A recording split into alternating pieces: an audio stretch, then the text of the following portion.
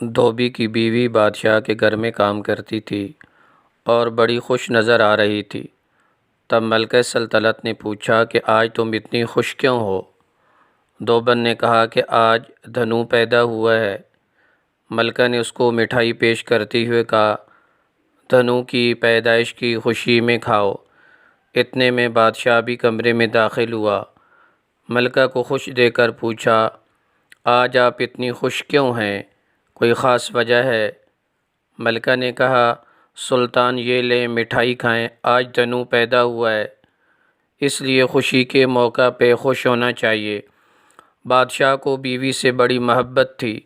بادشاہ نے دربان کو کہا کہ مٹھائی ہمارے پیچھے پیچھے لے آؤ۔ بادشاہ باہر دربار میں آیا تو بادشاہ بہت خوش تھا۔ وزیروں نے جب بادشاہ کو خوش دیکھا تو واہ واہ کی آوازیں گونجنے لگی۔ بادشاہ مزید خوش ہوا۔ بادشاہ نے کہا، سب کو مٹھائی بانٹ دو۔ مٹھائی کھاتے ہوئے بادشاہ سے وزیر نے پوچھا، بادشاہ سلامت، یہ آج مٹھائی کس خوشی میں آئی ہے؟ بادشاہ نے کہا کہ آج دھنو پیدا ہوا ہے۔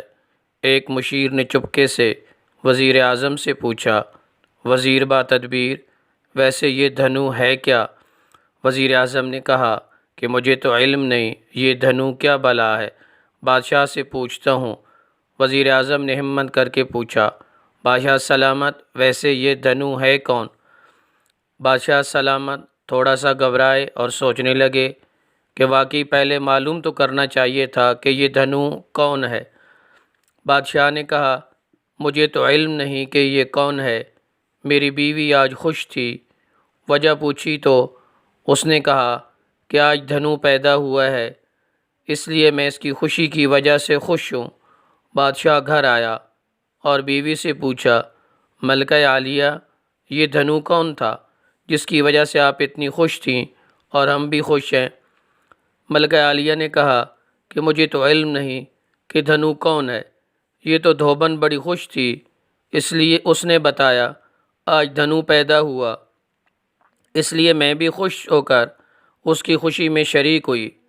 دھوبن کی بیوی کو بلایا اور پوچھا، تیرا ستیہ ناش ہو، یہ تو بتا کہ یہ دھنو کون ہے جس کی وجہ سے ہم نے پوری سلطنت میں مٹھائیاں بانٹی؟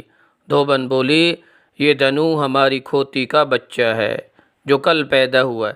ایسا ہی حال ہمارے ہاں سوشل میڈیا کا ہے، جو بھی خبر ملتی ہے بغیر تصدیق کے فوراً گروپ اور سوشل میڈیا پر آ جاتی ہے۔